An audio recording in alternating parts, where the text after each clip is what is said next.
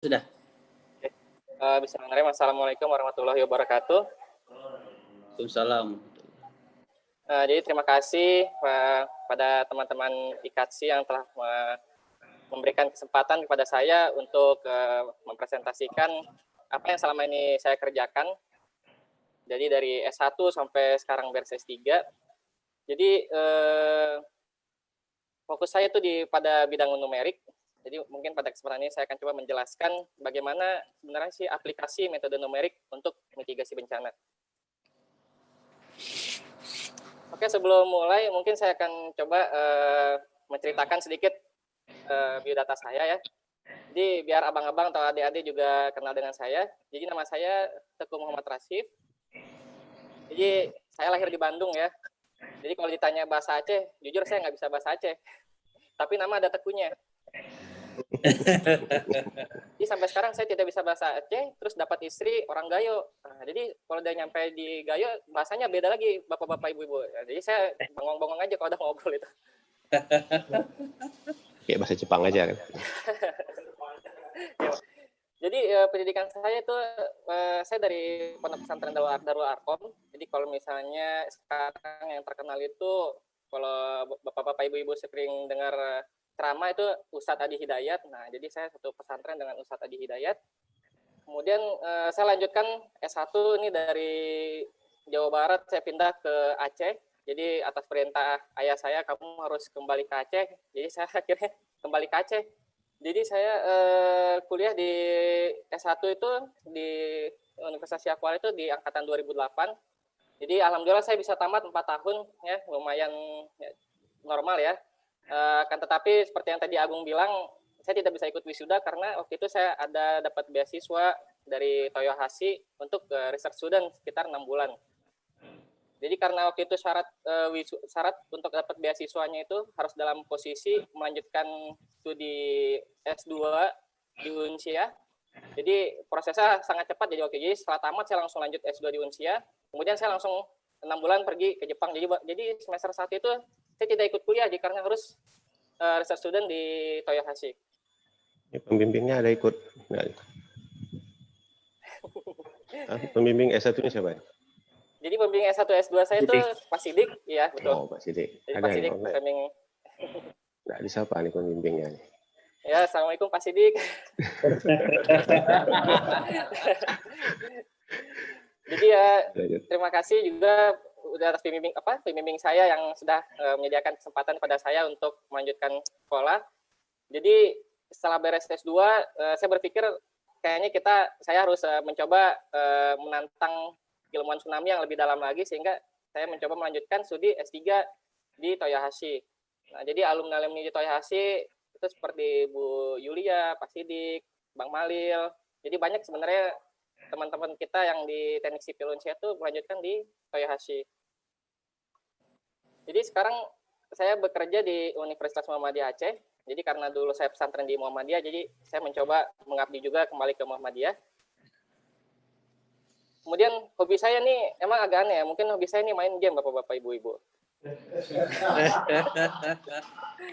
Jadi makanya kalau anak milenial nggak aneh nih. Sekarang main game cari uang ya. Iya betul Pak. Jadi saya kalau di kantor itu pasti bos saya itu pasti bilangnya, Rasid kamu komputer jangan diinstal game ya. Error. Jadi bapak-bapak, ibu-ibu, kalau boleh jujur harga game itu mahal ya. Jadi satu game itu, misalnya contoh satu kaset itu harganya bisa sampai sekitar 800.000. Nah, jadi kalau boleh jujur suatu aplikasi itu harganya mahal karena emang membuat proses pembuatannya juga sangat ribet. Nah, mungkin nanti akan saya ceritakan di slide berikutnya. Jadi sebenarnya seperti apa sih sebuah program itu? Oke, mungkin saya lanjut ke slide berikutnya, yaitu mengenai metode numerik. Nah, mungkin teman-teman yang kuliah di Unsia mengenal buku ini ya, buku metode numerik dari Bambang Triatmojo. Jadi kalau nggak salah di semester berapa ya kita mempelajari buku ini. Jadi seingat saya kita wajib punya buku ini untuk mengikuti perkuliahan tersebut. Jadi metode numerik itu merupakan suatu teknik penyelesaian permasalahan yang diformulasikan secara matematis dengan menggunakan operasi hitungan. Nah, jadi nih bahan ajarnya waktu itu metode numerik. Tapi mungkin yang disayangkan itu ketika kuliah tidak dibahas program komputernya, jadi hanya metode numeriknya saja. Padahal sebenarnya buku ini dilengkapi dengan program-program simple yang bisa kita aplikasikan di komputer. Jadi selanjutnya sebenarnya apa sih kelebihan metode numerik gitu? Jadi mengapa kita menggunakan metode numerik untuk menyelesaikan suatu permasalahan matematis? Jadi satu kelebihannya metode numerik ini digunakan dengan alasan bahwa contohnya misalnya untuk proses di alam ini itu prosesnya sangat rumit. Jadi terkadang perhitungan secara analitik itu tidak dapat menyelesaikan permasalahan tersebut, sehingga digunakanlah metode numerik untuk mempermudah persamaan tersebut. Nah, jadi contoh persamaan yang harus kita menggunakan metode numerik itu seperti yang bisa teman-teman lihat. Jadi saya tidak membahas persamaannya, tapi kalau di sini persamaan ini adalah salah satu persamaan yang digunakan untuk mensimulasikan gelombang air. Nah, jadi kalau misalnya kita perhatikan persamaan ini itu tidak bisa diselesaikan secara analitik, jadi harus diselesaikan secara metode numerik. Berikutnya, kelebihannya itu jikapun ada terdapat persoalan alam yang bisa kita selesaikan secara analitik, tetapi proses penyelesaiannya itu sangat rumit. Jadi baik secara fisik, geometri, itu rumit diselesaikan secara analitik. Dan juga memakan banyak waktu, sehingga penyelesaiannya tidak efektif atau efisien untuk diselesaikan secara analitik. Jadi contoh, bagaimana sih sebenarnya yang dimaksud dengan kondisi geometrik yang rumit? Jadi ini salah satu misalnya contoh, saya mencoba mensimulasikan gelombang tsunami yang terjadi pada tahun 2004.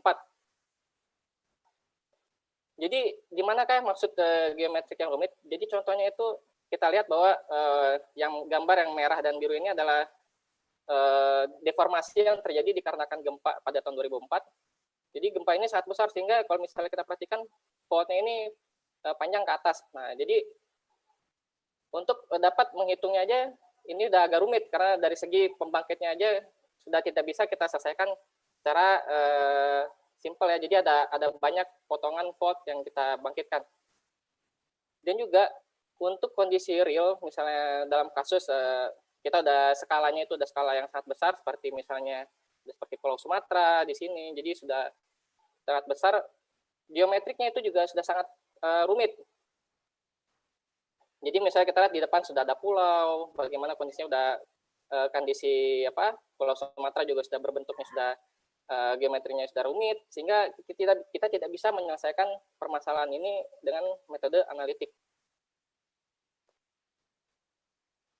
Oke, selanjutnya, selain kelebihan metode numerik tersebut, metode numerik juga memiliki kelemahan. Jadi salah satu kelemahannya itu adalah nilai yang diperoleh adalah berdasarkan pendekatan. Jadi perlu dilakukan validasi lagi apakah model tersebut bisa digunakan atau tidak. Jadi nilai kesalahannya itu tidak sama dengan 0. Kemudian kelemahan berikutnya, metode numerik ini diperlukan alat bantu. Nah, jadi untuk melakukan kalkulasi atau menyederhanakan persamaan, kalau misalnya kita hitung secara manual itu mungkin tidak mungkin, jadi tidak terlalu banyak hitungannya. Sehingga cenderung metode numerik itu kita menggunakan komputer.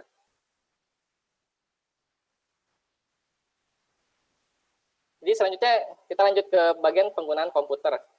Jadi mungkin saya mencoba bernostalgia, jadi mungkin penggunaan komputer itu mata kuliahnya ada di semester 7 ya, kalau misalnya di bidang hidro, Bapak-Bapak, Ibu-Ibu.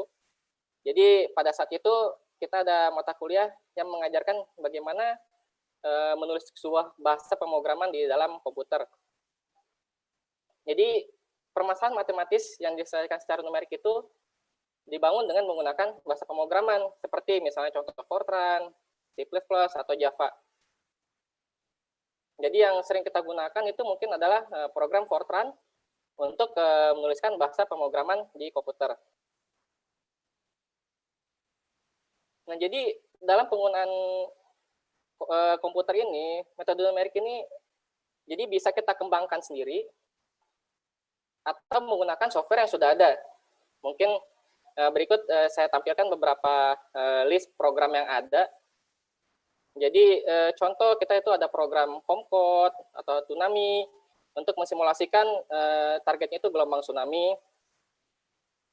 Atau ada juga XBeach dan juga Flow 3D atau juga Mike. Nah, ini biasa digunakan untuk mensimulasikan perubahan morfologi di pantai atau misalnya gelombang di pantai.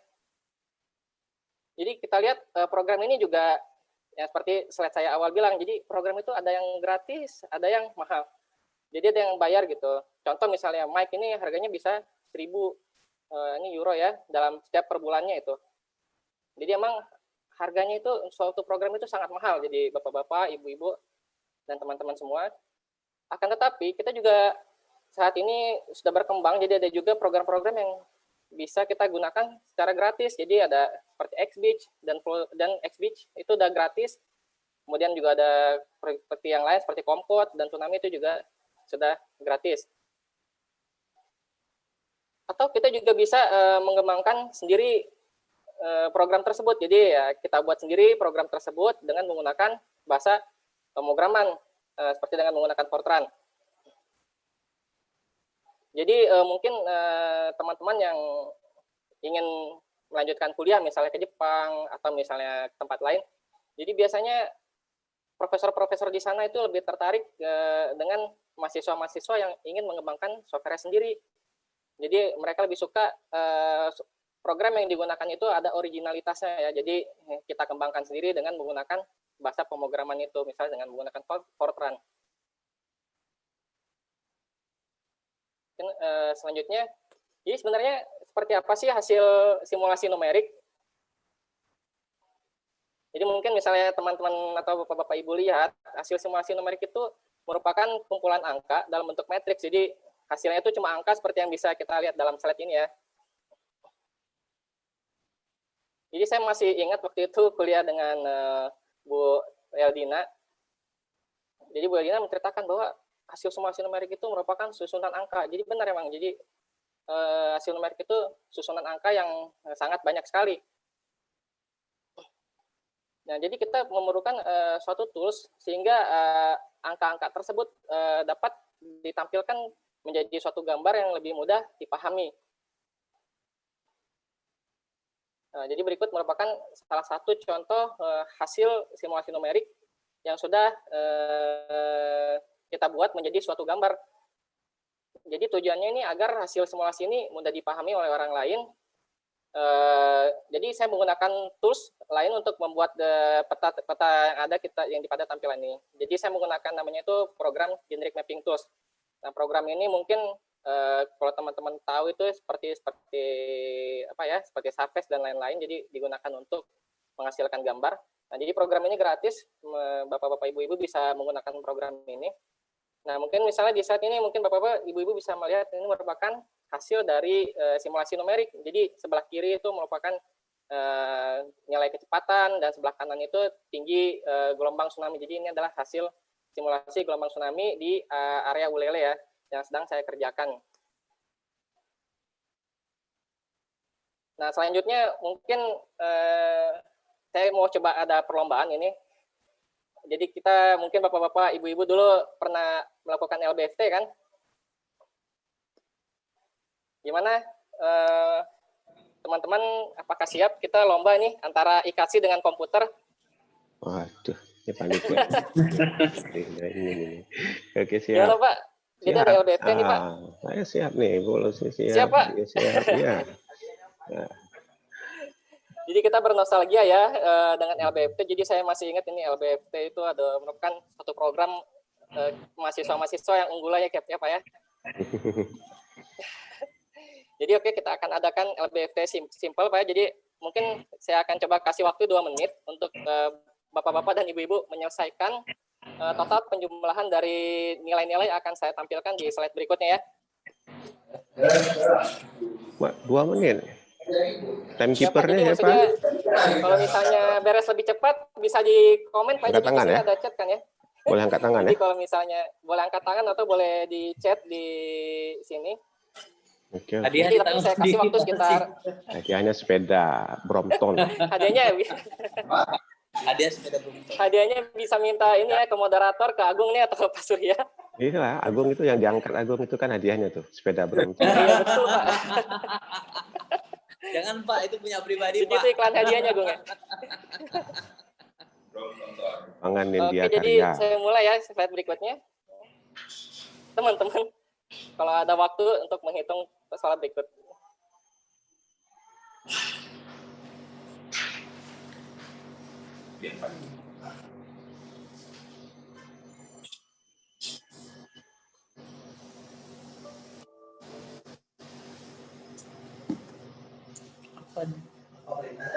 Jadi angka-angkanya silakan dijumlahkan ya.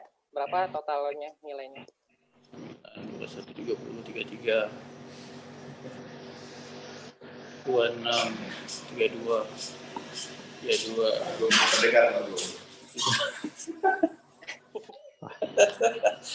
Nggak pernah dapat nih LBT kayak gini soalnya. HBT lebih sulit lagi Pak ya. Nggak pernah dapat nih. Kalau hitung surat nih lancar Pak.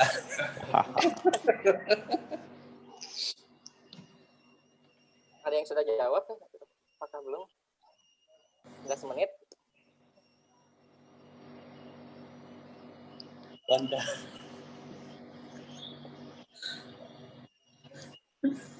Gimana Gung? Sudah dapat jawabannya? Waduh, angkat-angkat sih. Oh ini udah ada ya 93 ya. Oke, berarti sekitar 1 menit ya teman-teman sudah jawab ya. Oke. Wah, Saya luar biasa nih. 98 dapatnya. Banyak Jadi skip. betul, jadi jawabannya itu 93 ya. Jadi Oh, gitu ya. Oke, kita dapat waktu sekitar sepeda. 9 Dapat sepeda dari sekitar 1 Agung. menit ya.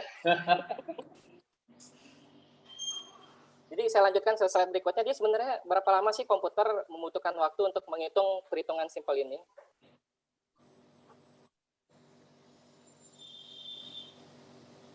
Jadi teman-teman, komputer itu perlu waktu sekitar 0,0 detik, jadi sangat cepat sekali.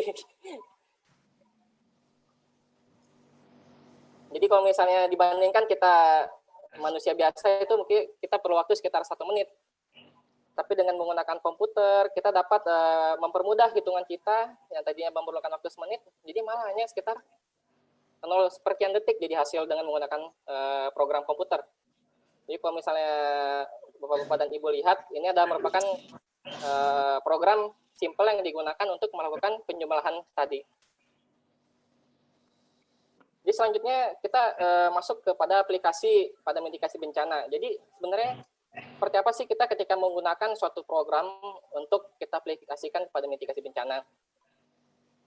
Jadi pertama kita harus ada dulu problemnya. Jadi problem apa yang akan kita selesaikan dengan aplikasi tersebut. Jadi contoh yang ingin saya coba jelaskan ini yang sedang lagi hangat-hangatnya ya masalah ini yaitu landslide tsunami. Jadi kalau misalnya Bapak-Bapak dan Ibu lihat di sebelah kanan itu ada gambar bagaimana proses landslide itu terjadi dan mengapa pergerakan landslide tersebut dapat menyebabkan gelombang tsunami. Jadi ketika misalnya di bagian sebelah kanan ya, gambar sebelah kanan, jadi ketika tanah itu jatuh, jadi terjadi landslide, maka di gambar berikut keduanya itu ada terjadi perubahan deformasi pada air. Jadi terjadi perubahan deformasi yang jatuh ke bawah mengikuti pergerakan dari material yang jatuh. Dan ketika material itu semakin bergerak, pergerakan air juga berubah. Jadi dia akan menyebabkan air ini menghasilkan gelombang. Jadi seperti gelombang tsunami ya, kalau misalnya kita perhatikan pada gambar yang keempatnya.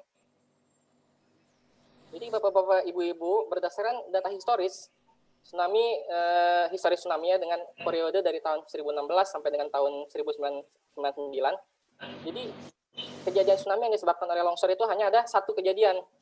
Jadi emang dalam proses waktu sekitar 300 tahun sampai 400 tahun itu kejadian longsor yang disebabkan kejadian tsunami yang disebabkan oleh longsor itu hanya satu. Nah, tetapi para peneliti beranggapan bahwa sebenarnya kejadian landslide itu banyak.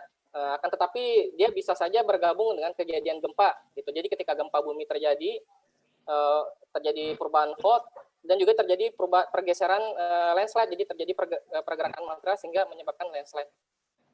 Jadi sebenarnya ada kemungkinan bahwa sebenarnya gempa itu juga selain terjadi tsunami itu bukan terjadi hanya di gempa, jadi juga disebabkan oleh longsor dan gempa sehingga terjadi amplifikasi yang sangat besar. Jadi salah satu, jadi kenapa sekarang landslide itu sudah mulai banyak dibahas lagi, yaitu semakin berkembang dikarenakan kejadian anak Krakatau pada tahun 2018 ya. Mungkin teman-teman tahu informasi tersebut. Jadi semenjak kejadian Krakatau tsunami ini, penggunaan landslide tsunami ini semakin berkembang. Jadi para peneliti mencoba untuk melakukan kajian tersebut. Jadi sebenarnya apa sih daerah-daerah yang bisa menyebabkan tsunami yang disebabkan landslide? Jadi salah satunya itu maksudnya ada 4 kondisi, di mana itu bisa juga terjadi di waduk, di danau, di teluk, bahkan juga yang pasti itu di laut. Nah, jadi saya akan coba mencontohkan kejadian-kejadian landslide tsunami yang pernah terjadi. Salah satunya itu di waduk.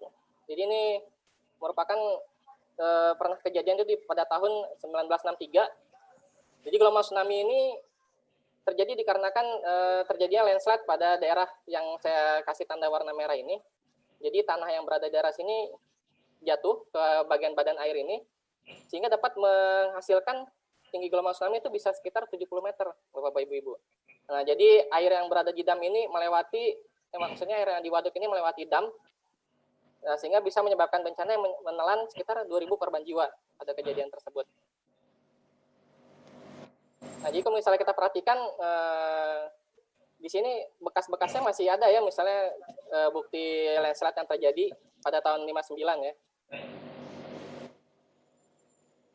Nah, berikutnya landslide juga bisa terjadi di danau. Jadi ini merupakan salah satu contoh kejadian di tahun 2014, itu di Lake Askia. Jadi landslide itu terjadi di bagian yang pada garis merah ini. Jadi material dari gunung ini yang di atas ini jatuh ke badan danau, sehingga dapat menciptakan suatu gelombang tsunami dengan tinggi rata itu sekitar 60 sampai dengan 80 meter. Nah, jadi gelombang tsunami yang dihasilkan dari landslide ini juga sangat luar biasa ya Bapak-bapak, Ibu-ibu. Jadi bisa menghasilkan tinggi rata sekitar 60 sampai dengan 80 meter. Nah, yang lebih dahsyat lagi ini yang pernah terjadi pada tahun 58, yaitu di Lituya Bay. Jadi tinggi rata dari landslide yang terjadi ini bisa mencapai 500 meter. Jadi luar biasa tingginya ya, bisa sampai 500 meter. Jadi kondisi landslide ini yang membangkitkan gelombang tsunami juga terjadi dikarenakan misalnya kita lihat sebelah kanan ini ada material, bagian material misalnya dari gunung yang terjatuh ke badan air. Nah, dari badan air ini ketika jatuh, dia membangkitkan suatu gelombang, yaitu gelombang tsunami, dan gelombang tsunami tersebut menjalar ke arah sebelah kirinya, dan jadi ke arah yang berhadapan dengan pusat dari landslide tersebut. Jadi misalnya bisa kita lihat di sini juga bisa mencapai dengan ketinggian 500 tinggi ranapnya. Jadi berikutnya bagaimana dengan kondisi di laut?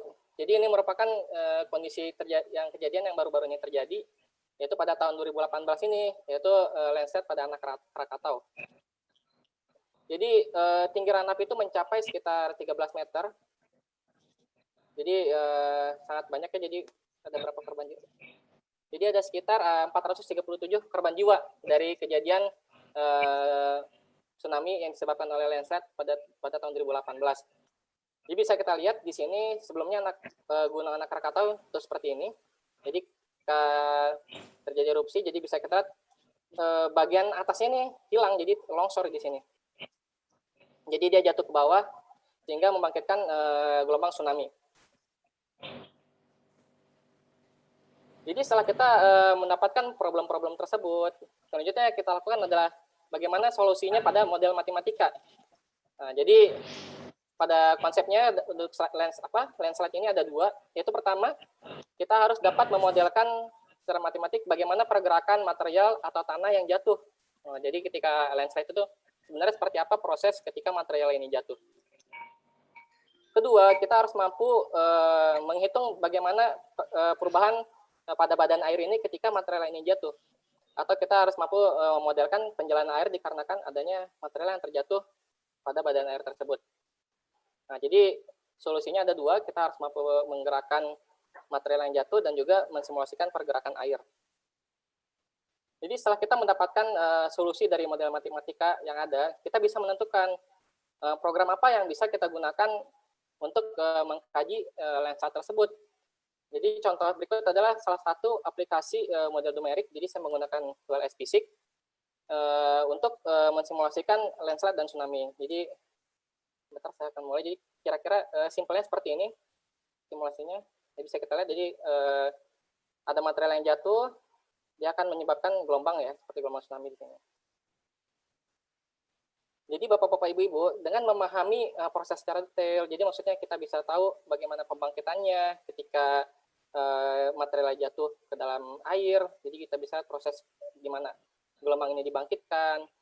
Kita dapat mencari solusi bagaimana mengurangi resiko dari bencana tersebut. Mungkin berikutnya kesimpulan dari saya, apakah metode numerik ini penting? Jadi sebenarnya metode numerik ini tidak penting ya Bapak-Bapak Ibu-Ibu. Jadi banyak metode-metode lain yang dapat kita gunakan untuk menyelesaikan permasalahan-permasalahan. Jadi ada juga metode analitik, atau juga ada kita juga bisa uji dengan laboratorium. Tetapi model numerik ini berguna. Nah, jadi manfaatnya adalah seperti yang teman-teman sudah coba ketika tadi berhitung ya. Jadi dengan bantuan metode numerik kita dapat mempercepat proses perhitungan. Jadi berikutnya pada umumnya Bapak Ibu, model numerik ini berbayar ya, jadi mahal. Tetapi sekarang ini semakin berkembang model-model numerik yang alternatif yang dapat kita akses secara gratis. Jadi pesan saya kepada teman-teman semua, Bapak Ibu, mari kita berhenti menggunakan program secara ilegal ya. Jadi sudah kita mulai hentikan kegiatan ini. Jadi banyak sekali program-program yang bisa digunakan teman-teman itu secara gratis. Jadi yang ingin saya diskusikan pada sesi kali ini yaitu, apakah sebelumnya ada kejadian alam seperti landslide yang menimbulkan gelombang tsunami di Aceh? Kemudian apakah potensi tersebut ke depannya? Jadi kalau misalnya ada landslide seperti di laut di Aceh, apakah ada kemungkinan terjadi landslide laut di Aceh? Atau misalnya di waduk-waduk di Aceh, apakah ada kejadian maksudnya apakah ada kajian untuk pembangunan waduk? Apabila terjadi longsor, apakah dapat menimbulkan gelombang tsunami? Atau contohnya sekarang misalnya di Danau Laut Tawar, misalnya di Takengon, apakah ada kajian misalnya, apakah ada kemungkinan terjadi longsor yang jatuh ke danau sehingga menyebabkan gelombang tsunami? Mungkin hanya itu yang bisa dapat saya sampaikan. Assalamualaikum warahmatullahi wabarakatuh. Assalamualaikum warahmatullahi wabarakatuh. Terima kasih Pak Rasif atas materi yang disampaikan. Insya Allah bermanfaat bagi kita semua. Ini kita coba buka sesi tanya jawab ya. Apa ada yang mau bertanya dari peserta nih?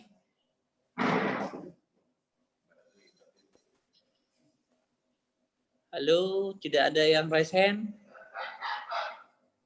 Ini Anggun, ada pertanyaan nggak? Atau siapa nih?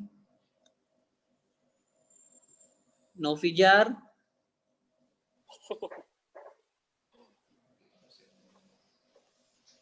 Gimana nih Pak Rasif? Kalau penelitian kurang menarik ya. Bukan kurang menarik, tapi berat sekali materinya.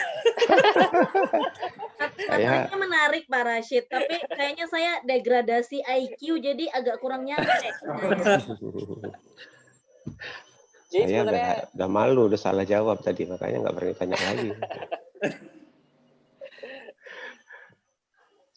Oke deh, kalau nggak ada yang bertanya, saya coba bertanya nih Pak Rasif, izin. Waktu memodelkan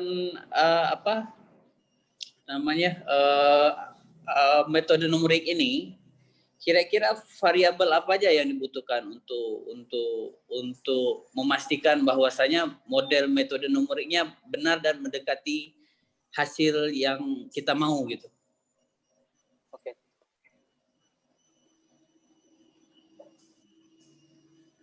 Nah, jadi saya langsung jawab aja. Jadi benar sekali. Jadi sebenarnya model numerik ini harus kita validasi dulu ya. Jadi harus kita bandingkan apakah dia model ini valid, maksudnya bisa digunakan atau tidak gitu.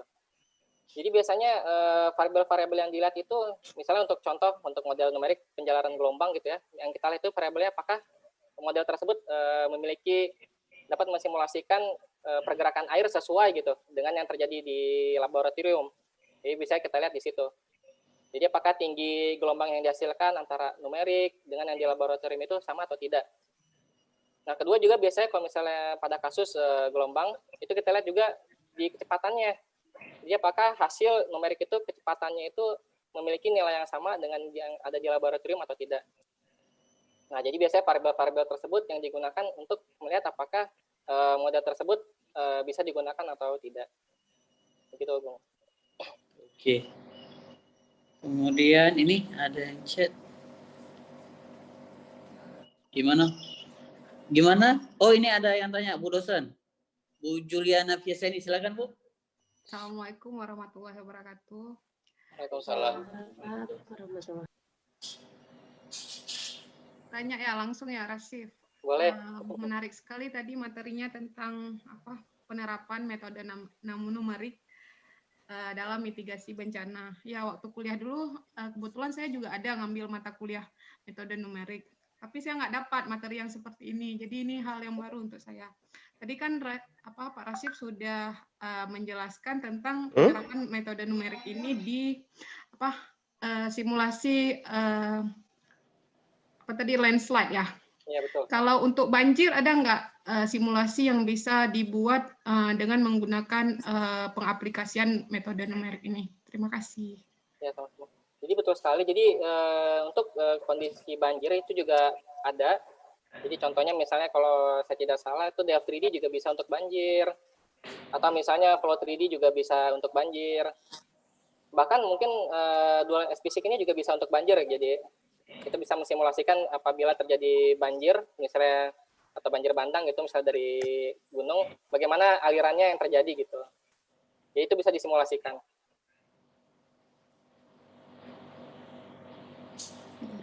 Kalau misalnya di Aceh sudah pernah diterapkan atau belum ya? Nah, jadi makanya tadi pertanyaan saya tuh di diskusi, apakah di Aceh ini ada yang membahas masalah landslide atau misalnya ketika membangun dam, apakah teman-teman ketika menghitung dam itu mempertimbangkan terjadinya landslide ke arah waduk tersebut. Jadi apakah bisa kemungkinan terjadi overtopping seperti yang kejadian yang lampau. Jadi overtopping yang terjadi di waduk ini bisa menewaskan sekitar 2.000 orang ya. Nah, saya tidak tahu apakah di Aceh sudah ada kajian seperti itu, dan apabila belum ada, apakah kita perlu melakukan kajian tersebut. Jadi maksudnya apakah dam-dam kita di sini berpotensi terjadinya landslide seperti itu. Jadi ada sih lihatnya Bu dosen-dosen dari hidro ya. Cuma sekarang kayaknya udah nggak ada.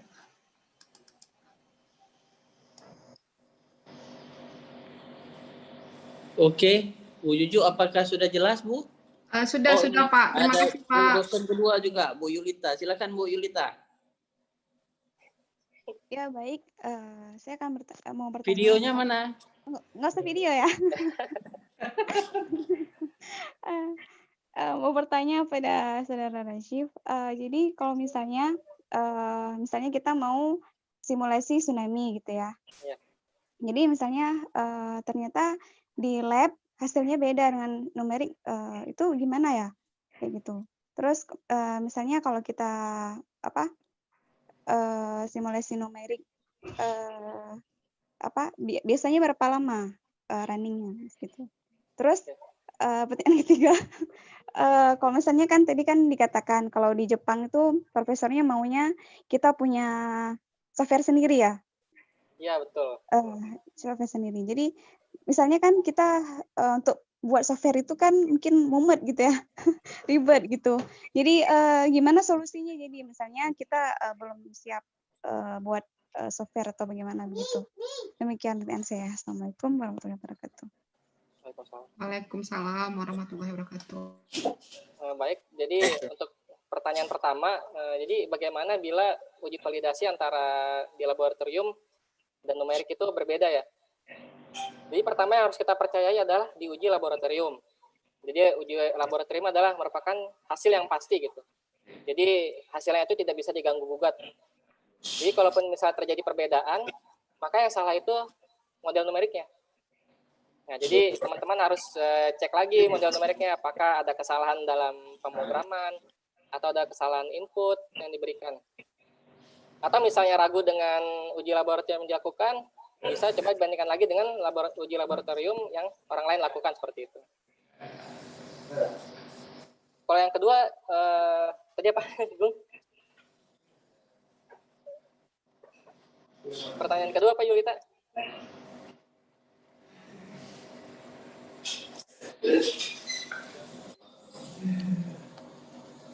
Berapa lama runningnya? Berapa lama ya? Jadi tergantung ya, misalnya untuk simulasi itu numerik itu berapa banyak misalnya grid atau berapa banyak misalnya kalau ada partikel itu ya jarak antar partikel yang digunakan.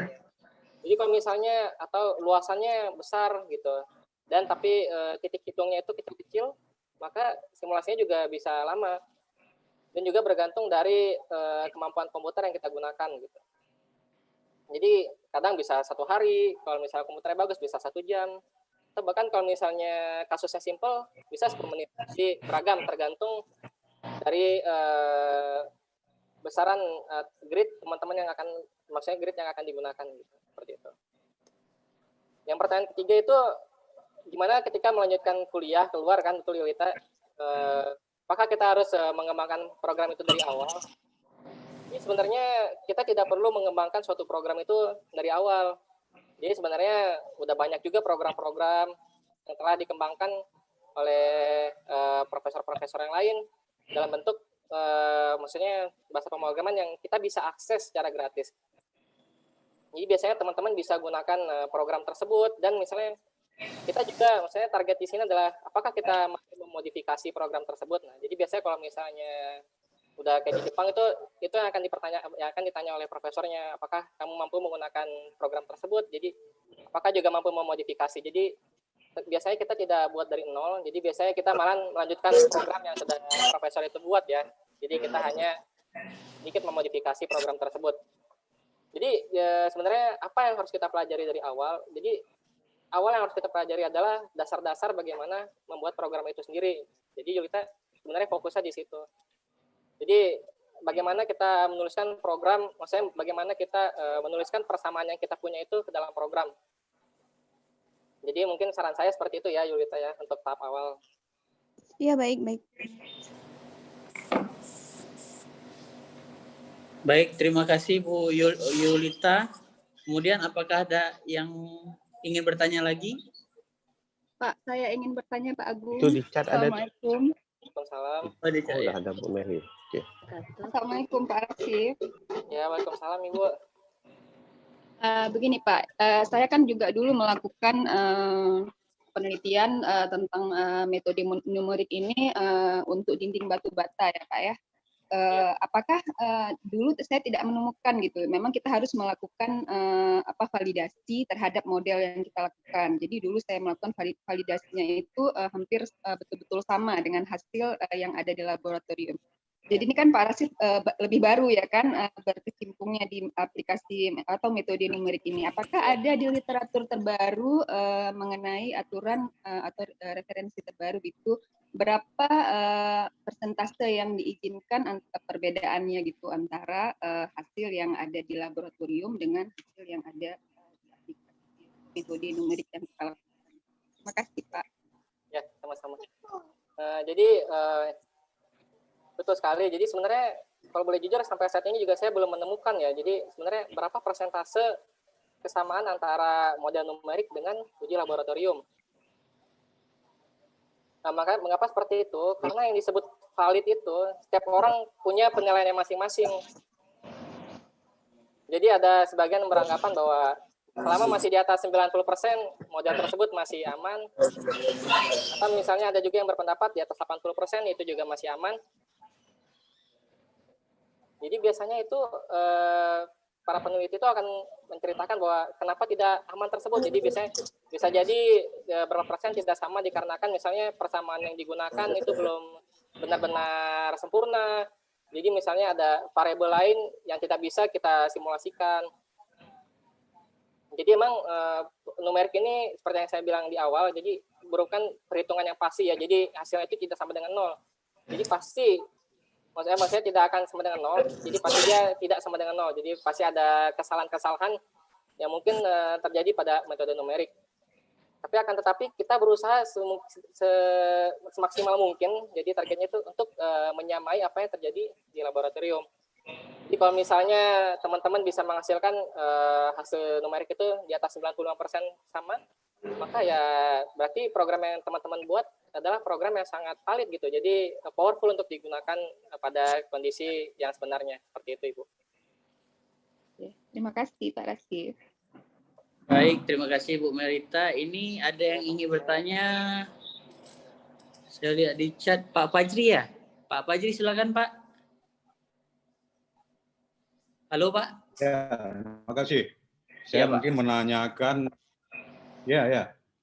baik, saya akan menanyakan masalah mungkin saya kaitkan dengan aplikasi di lapangan ya. Kita lihat di Aceh ini kan banyak sekali bencana alam ya, khususnya terhadap hubungan transportasi, terjadi longsor, terjadi patahan badan jalan, ya macam-macam lah yang menghambat transportasi.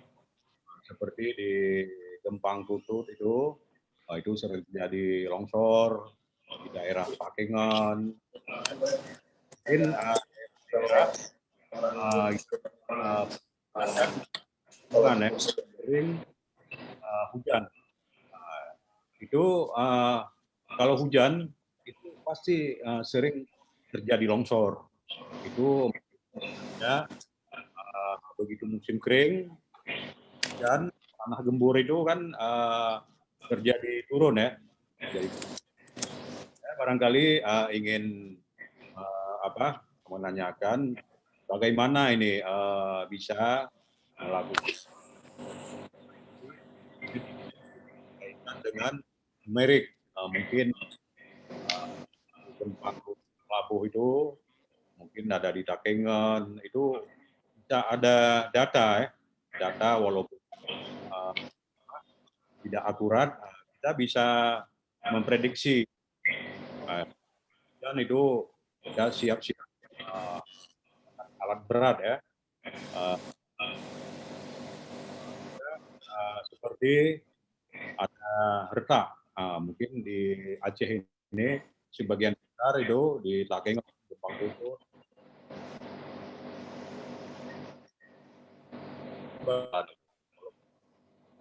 kita buat itu turun juga. Ini perlu mungkin dilakukan dari analisa itu mungkin apa penyebab penurunan itu. Jadi kita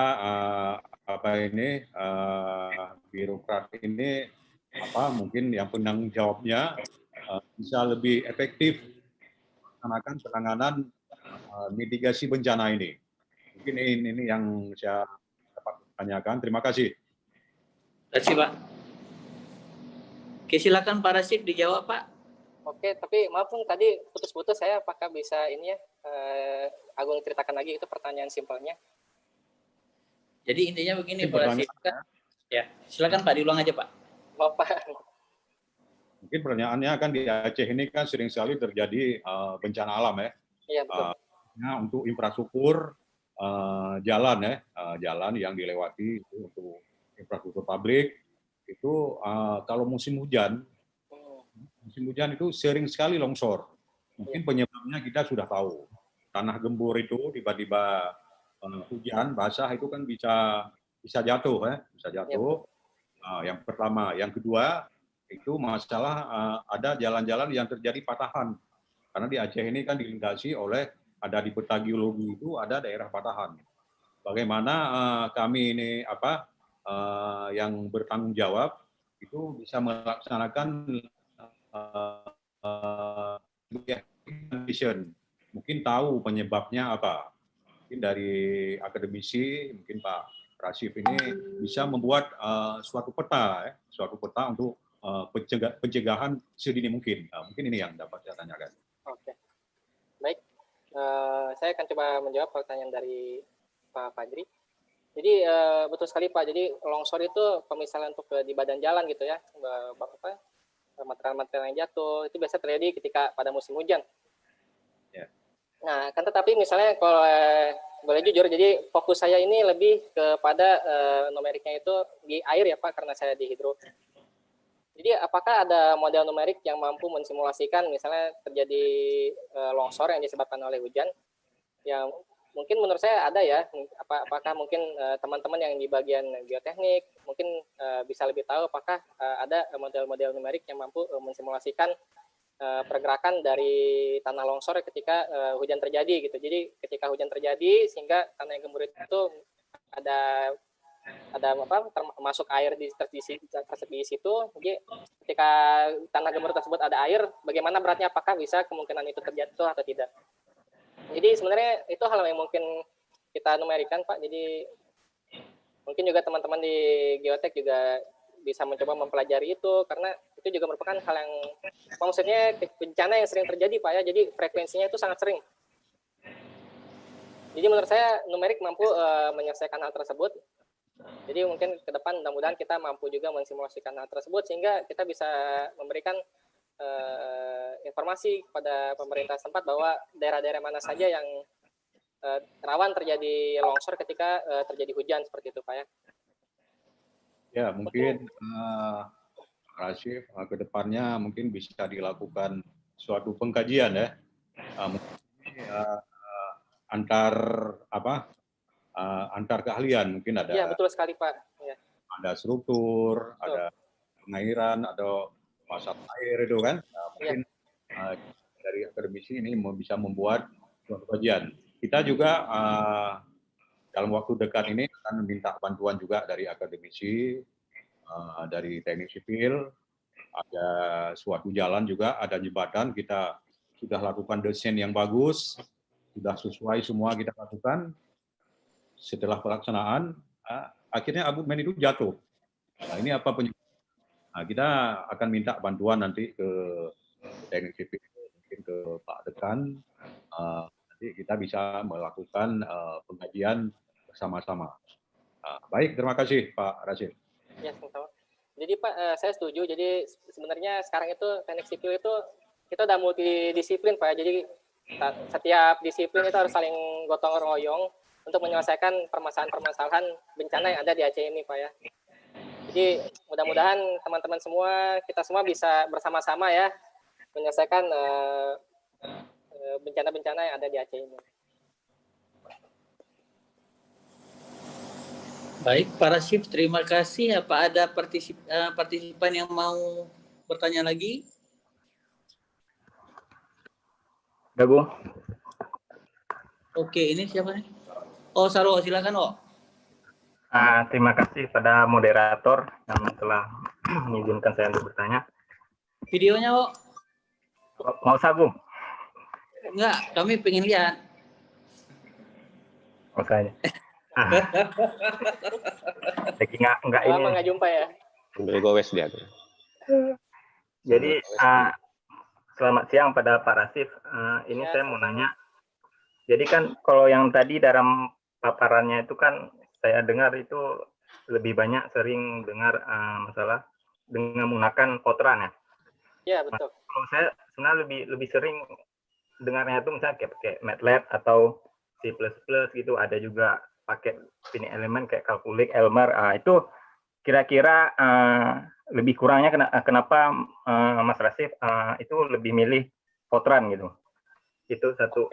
Yang kedua, kemudian kan ini saya nggak ngerti kali juga masalah metode numerik, tapi gini maksud saya, metode numerik itu apakah harus nol gitu, harus dari nol kita bikin gitu, apakah ada package atau yang sudah ada hitungannya sebelumnya gitu, ada package-nya gitu, jadi kita nggak perlu harus menghitungnya itu dari nol, karena kan misalnya kayak gedung itu kan kita ada teori balok, ada plat, ada shell, itu kan teorinya beda-beda, itu menggabungkannya itu kan gimana gitu. Itu yang kedua. Yang ketiga, ini pengetahuan matematis numerik, metode numerik ini tandanya itu membuat perhitungan diferensial turunan itu integral itu dibuat jadi bisa dipecah gitu, atau maksud dari metode numerik itu kan tadi saya agak kurang jelas itu, kalau penangkapan saya itu metode numerik itu ya di persamaan-persamaan yang rumit itu bisa dihitung. Tapi kan tadi kan kayak nol gitu, misalnya hanya simbol-simbol itu input ininya gimana itu, variabelnya itu di mana gitu. Gitu. Yang ketiga, yang keempat mungkin nih lebih pada harapan saya. Ini kan saya dulu pernah ikut workshop lah gitu dengan JICA, dengan TABG yang ada di Sulawesi Tengah terkait dengan masalah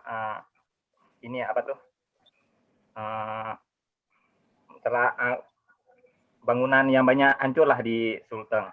Jadi dalam workshop itu kami berkesimpulan bahwa sebenarnya masalah banyaknya bangunan yang rusak ketika di Sulteng itu salah satunya itu karena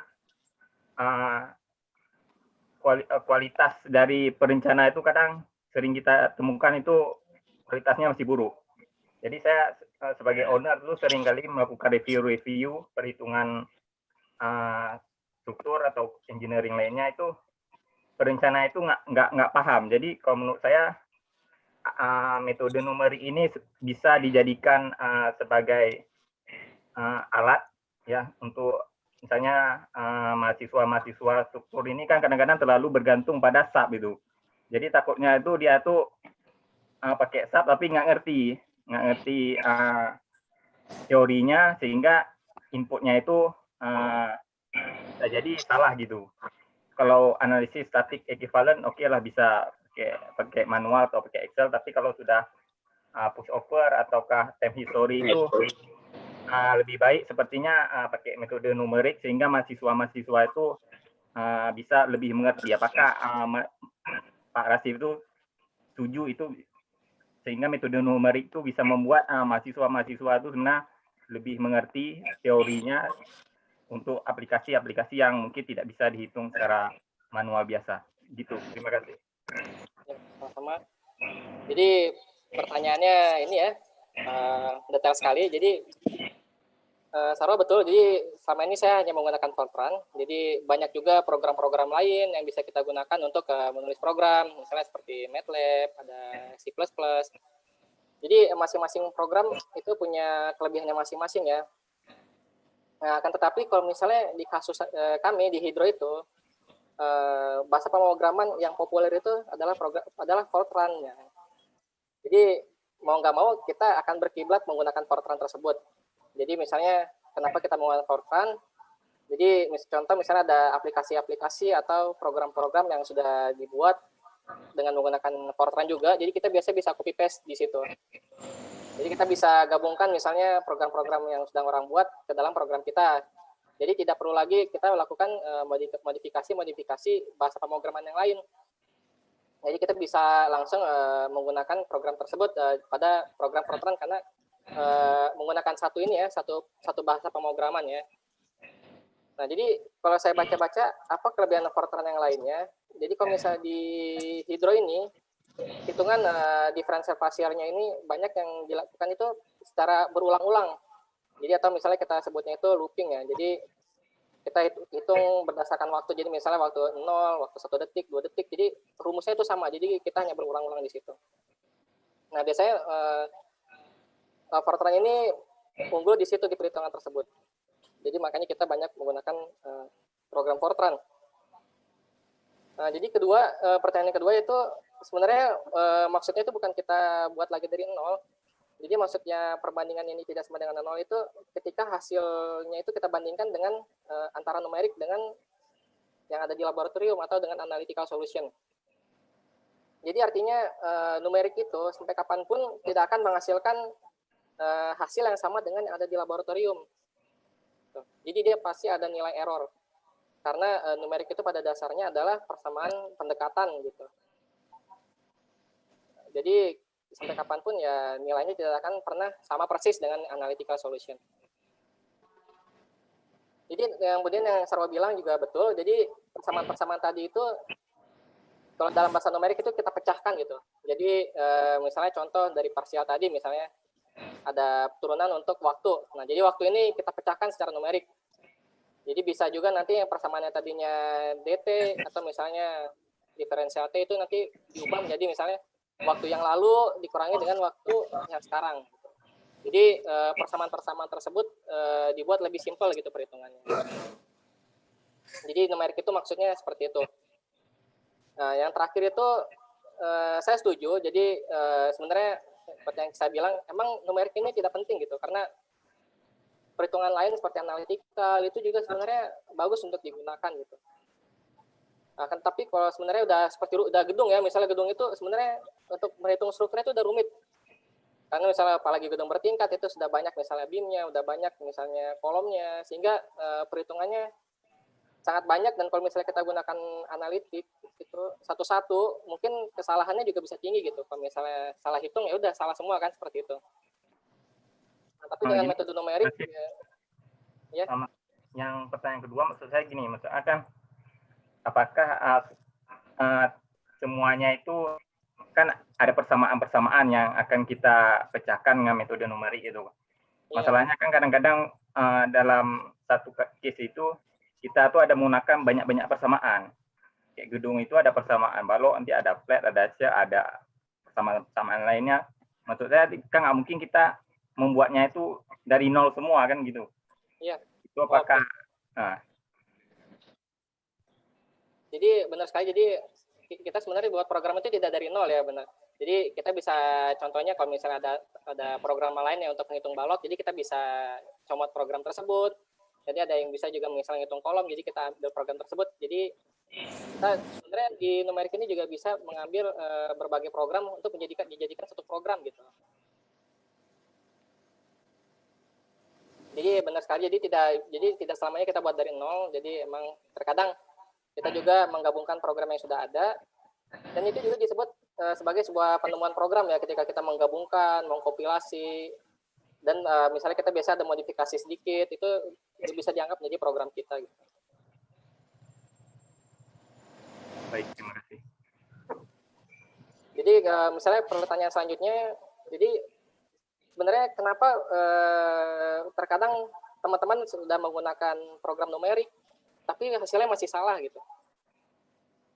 Jadi kalau saya perhatikan dulu itu, misalnya teman-teman yang menggunakan SAP dan lain-lain, kita tidak tahu misalnya apakah mereka belajar kontrol dari hasil tersebut gitu. Jadi sebenarnya ketika kita ingin menggunakan suatu program, ketika belajar program itu, biasanya kita akan mencoba membandingkan hasil program yang kita gunakan itu dengan uji laboratorium. Nah, jadi di sini biasanya kita akan coba memvalidasi secara mandiri gitu. Jadi apakah input-input yang kita pelajari selama itu di program benar atau tidak. Nah, ketika kita sudah yakin bahwa kita mampu menggunakan program tersebut, dan program yang kita aplikasikan itu sama dengan uji laboratorium, barulah di situ sebenarnya kita sudah berani untuk menggunakan program tersebut untuk daerah yang lain atau misalnya untuk kondisi yang lain. Nah, jadi seperti itu. Jadi mudah-mudahan ke depan kalau misalnya pun kita ada pelatihan menggunakan program, jadi pelatihan tersebut harus juga dikaitkan dengan secara analytical solution atau misalnya dengan uji laboratorium, sehingga teman-teman tahu bahwa rupanya penggunaan program ini seperti ini, dan hasilnya itu harus kita bandingkan dengan uji laboratorium, sehingga kita tidak hanya asal menggunakan program ya, jadi hanya input saja kemudian hasilnya begini udah kita terima. Jadi tidak seperti itu sebenarnya.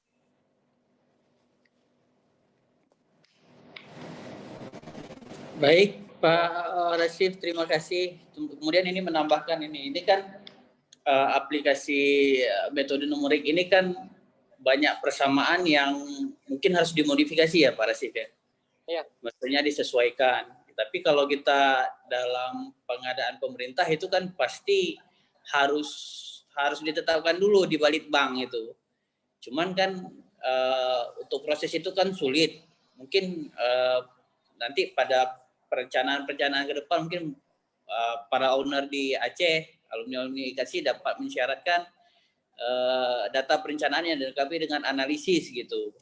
Jadi nanti kalau hasilnya bisa kita kirimkan prototipe ke Balitbank, jadi bisa ditetapkan. Jadi sehingga engineer-engineer kita bisa juga bersaing di situ ya kan. Kemudian untuk melanjutkan kita masih ada punya sekitar 3 menit lagi. Ada nggak pertanyaan nih dari partisipan? Ya, Pak Surya, silakan Pak. Mungkin menarik apa yang disampaikan Pak Fajri tadi, ya, untuk mengatasi permasalahan-permasalahan ya perlu kaitan kerjasama antara perguruan tinggi dengan SKPA atau kedinasan, ya kan, ada menyelesaikan mencari masalah-masalah seperti ini. Nah, beberapa masalah tentang jalan transportasi tadi mungkin sudah coba disampaikan oleh Pak Fajri. Mudah-mudahan itu bisa terlaksana. Nanti kita lihat nanti dengan perguruan tinggi mana mungkin usia yang diajak oleh Pak Fajri untuk bekerja sama, dan mudah-mudahan juga teman-teman di perguruan tinggi lainnya, alumni-alumni, anggota-anggota IKATSI ya bisa terlibat, gitu kan. Nah, selain mitigasi bencana ini, mungkin ya kalau saya sih ngaitkan sedikit dengan materi pertama tadi, gitu kan, risiko daripada perbankan kalau disimulasikan dengan numerik bisa nggak sih kira-kira? Nah, itu mungkin juga ada satu seterobosan nanti bagi Anggun untuk ke depan, ya kan? Nah, kemudian selain dari ya kalau di sana di Anggun itu dia udah ada pembiayaannya, udah ada CSR-nya tadi dia. Dana-dana non halal tadi ya. Manfaatkan saja nanti untuk risetnya itu, untuk risetnya Rasib itu udah boleh tuh dibantu nanti itu Anggun, risetnya Rasib mengenai dana-dana non halal ya, kita nggak bilang haram ya. Nah ini untuk perguruan tinggi juga bisa sebenarnya kan, nah kerjasama antara perbankan ini dengan kedinasan ya kan, dinas ya, untuk menanggulangi bencana-bencana ini melalui program-program CSR tadi ya. Nah, mungkin Pak Fajri nanti atau dinas-dinas yang lain ya, Pak Ketua kita juga dari perhubungan mungkin bisa mencoba melakukan simulasi-simulasi teknologi ataupun mitigasi bencana daripada dengan menggunakan metode numerik ya, Rasib ya. Karena ini udah banyak nih, Rasib saja dari gurunya di sini, dosennya Bu Eldina gitu kan, Pak Samsi Jepati udah semakin bertambah gitu. Ya. Mungkin itu yang mau saya sampaikan ya. Semoga keilmuan ini bisa lintas sektoral, bisa termanfaatkan ya kan. Seperti tadi Anggun, bagaimana ilmu teknik sipilnya yang nyata-nyata jelas dipakai untuk di perbankan gitu kan. Nah, ini sekarang kita balikkan nih lagi Rasib nih ilmu teknik sipil untuk mitigasi kerugian perbankan gitu. Oke, iseng aja itu pertanyaannya. Assalamualaikum warahmatullahi wabarakatuh. Jadi ya mungkin sebenarnya bisa saja ya kita misalnya mensimulasikan untuk perbankan, jadi berapa kerugian yang terjadi misalnya kalau misalnya kita gelontorkan dana sekian, apakah dana tersebut kembali atau tidak. Tapi kayaknya mungkin Anggun lebih tahu ya, kayaknya sepertinya harusnya ada ya simulasi kerugian tersebut ya Gun ya. Ada. Selain itu kan kita juga di awal mungkin nggak sedetail yang Rashif bikin, kita di awal itu selalu punya panduan kredit scoring. Itu juga udah pakai aplikasi Cip, udah pakai standar dengan angka.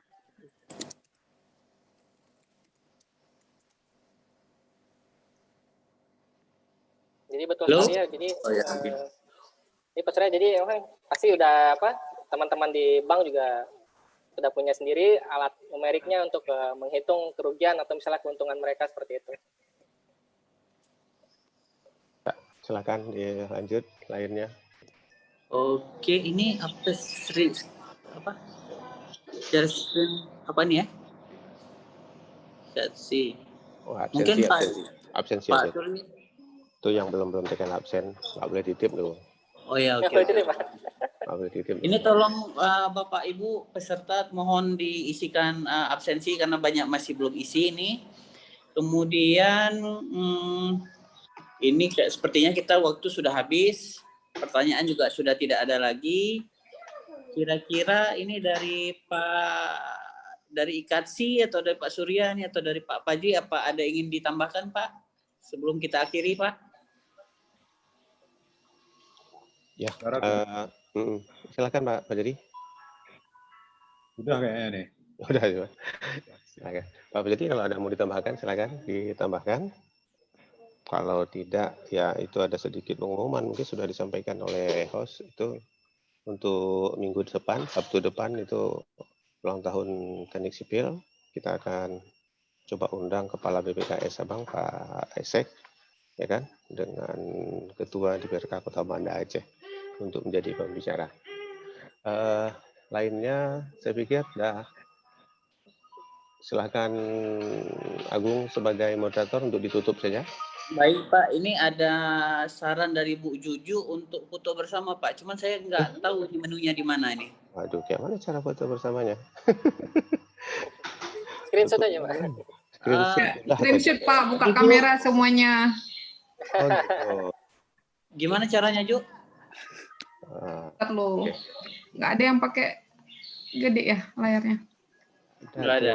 Layar besarnya nggak ada. Mungkin ini dulu Pak, apa nih, Ya. tutup share screen-nya. Jadi, Ya, oke. Ada 2 page Ju, di saya 2 page Ibu Juliana. Sama Anggun, di aku juga 2. Siapa nih yang ambil? Juju aja. Oh ya dah. Coba Tapi page 2 ini banyak yang nggak aktif kamera ya? Yang aktif kamera Ini di page pertama. Bapak Ibu yang lain mohon diaktifkan dulu kameranya supaya foto bersama. Ya, oke. Bentar. Mohon maaf, saya di kameranya memang nggak bisa, sepertinya nggak kompatibel top lama nih. Jadi udah nanti Munira di crop aja nanti. Ibu, saya udah mewakili foto saya tuh Pak ya. Oke, mantap. Bentar Pak. Yang mana ya tadi? Udah di on kan videonya nggak bisa On juga. kan video tetap. aja dulu. Udah nggak apa-apa. Nah, balik lagi dia mati. Nggak apa-apa Bu, nggak apa-apa kalau memang. Di Anggun 2 juga Anggun ya? 2. Ju. Saya Ju. Nggak usah paksa Kalira, nggak apa-apa Ra. Ya udah, senyum Oke, ya semuanya. Ya, 1, 2, 3. Salah. Ada pula saudaranya ini. Sebab sebenarnya si Juju nih. Ya. Dah. Ini kawan pertama nih. Oke, baik. Halaman 2 udah kasih kan? atas kehadirannya. Ini juga waktu kita sudah menunjukkan pukul 12:05. Sebentar ya. Terima kasih atas partisipasinya, terima kasih atas pembicara yang telah meluangkan waktu, terima kasih kepada senior-senior kami yang telah meluangkan waktu juga. Bapak, Ibu, mohon maaf apabila ada kekurangan. Saya akhiri dengan wabillahi taufiq wal hidayah. Assalamualaikum warahmatullahi wabarakatuh. Waalaikumsalam warahmatullahi wabarakatuh. Ya, kalau masih mau dipakai silaturahmi silahkan terus dipakai roomnya, itu plusnya nanti 12, 15 atau 20 gitu. Otomatis plus nanti. Ibu Anggun punya juga dia akun untuk ini jual beli, bisa kunjungi Shaki Shop ya. Oh, dipromokan terus lah. Mana ininya? Mana apanya? Adminnya mana adminnya? Adminnya. Ini munculkan terus. Biar bisa bayar biaya maintenance apartemen, Pak. Oh, mantap. Assalamualaikum Bu Yulia, sehat Bu? Nanti untuk apa? Untuk Sabtu depan ada door prize ulang tahun berarti ini dari Shaki Shop nih. Oh, gampang, Pak. Hijab tapi. Kalau hijab blusi yang dapat. Kalau hijab berarti nanti minggu Sabtu depan soalnya kita buka kosal khusus untuk ibu-ibu gitu. Ya. Kalau untuk bapak-bapak sepeda dari Pak Agung. Enggak Brompton, Bromnot juga boleh begitu. Bromnot ya. Belum sanggup lagi Pak, belum sanggup. Jangan yang ton, yang not aja gitu. Ya. Kayaknya menarik minggu depan mungkin bisa ke Sabtu depan bisa kita percepat ininya apa? registrasinya, ya kan? Mungkin coba. Bagus ya kalau Pak bagi hadiah ya, biar makin ramai gitu ya. Ya, Anggun ya. Insya Allah, Pak. Nah, ini udah ada nih untuk paling tidak 1 jilbab, bukan untuk bulu sih, untuk dikuiskan. Uji nanti beda jalur kita, Bu. Beda jalurnya. Dia privacy itu, private. Japri ya. Jalur Japri ada boleh tuh, nggak apa-apa, asal jangan di cat umum nanti dia. Nggak boleh di jalur Japri misalkan. Surya asik kali itu. Ya. Oke. Bang Fajri mungkin. Surya ya. Ya Bang. Asik kali di pinggir laut. Oh iya, ini nyantai ini. Kalau enggak kita kena badai kalau nggak nyantai. Pak, Bu, saya izin dulu Pak ya. Izin lift ya Pak. Izin dulu Pak Surya ya. Izin lift, terima kasih atas sharingnya hari ini. Oke. Silakan. Assalamualaikum warahmatullahi wabarakatuh. Oke. Kami juga izin dulu ya. Saya izin Pak. Ya. Ini ada janji silakan. sama pengacara. Saya juga izin ya Pak. Ya, yuk silakan. Sehat-sehat semua kita. Alhamdulillah, amin. Assalamualaikum. Ya, waalaikumsalam Warahmatullahi wabarakatuh. Sampai berjumpa Pak Surya. Ya, Bang Fajri. Ya, sampai berjumpa minggu depan. Insya Allah. Ya, tetap Bang Fajri. Insya Allah Bang Esek dengan siapa? Pak Farid Umar sudah ACC untuk jadi pemateri. Kalau enggak sibuk Bang, ada kegiatan lain, hadir lagi Bang minggu depan Bang. Ya. Insya Allah. Ya. Kalau ada waktu kita harus hadir. Ya. Silaturahmi tetap hormat teknik. Iya, hormat teknik. Lupa kita minta Anggun hormat teknik tadi Pak.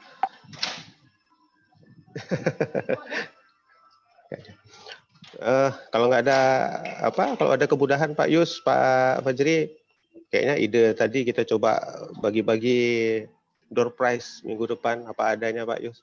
Kita kasih hadiah kecil-kecilan untuk kawan-kawan yang berhadir dalam acara ulang tahun TNI Sipil Sabtu depan. Ya Pak ya.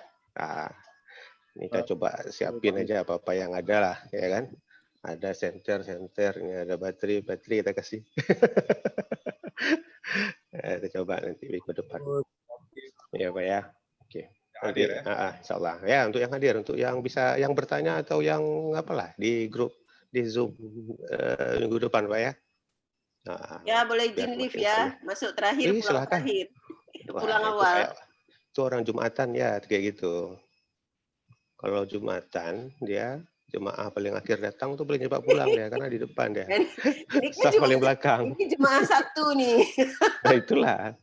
Yang terakhir datang paling cepat pulang itulah dia tuh Jumat. Tapi kalau salat lain tuh sama dia bubarnya. Yang paling awal datang terakhir karena terjepit di saf paling depan. Nah, ini jemaah Sabtu nih ya. Jemaah Sabtu. Oke. Oke lah, pamit lah ya. Ya silakan. Banyak ya. Yuk. Ya, assalamualaikum. Ya. Waalaikumsalam. Di kantor Bang Fajri? Sabtu di? Pak Yus di kantor juga? Nah, saya di rumah. Di rumah. Oh, di rumah. Kemarin minggu lalu Pak Yus, Pak Fajri di kantor juga. Dinas nih. Oh, dinas. Beradu. Oh, gitu. Ya. Oke lah Pak. Ini saya juga mau siap-siap ada kegiatan lain kan. Nah, saya lift dulu. Silakan yang lain mau lanjut silaturahmi. Ya, Pak Fajri, Pak Yus, yang lain-lain. Yus Rizal, Assalamualaikum warahmatullahi wabarakatuh. Oke, saya mohon pamit juga nih. Pak Fajri ya, semuanya. Assalamualaikum warahmatullahi wabarakatuh. Ada ini juga, ini ada kenduri ini. Ya, sampai jumpa minggu depan.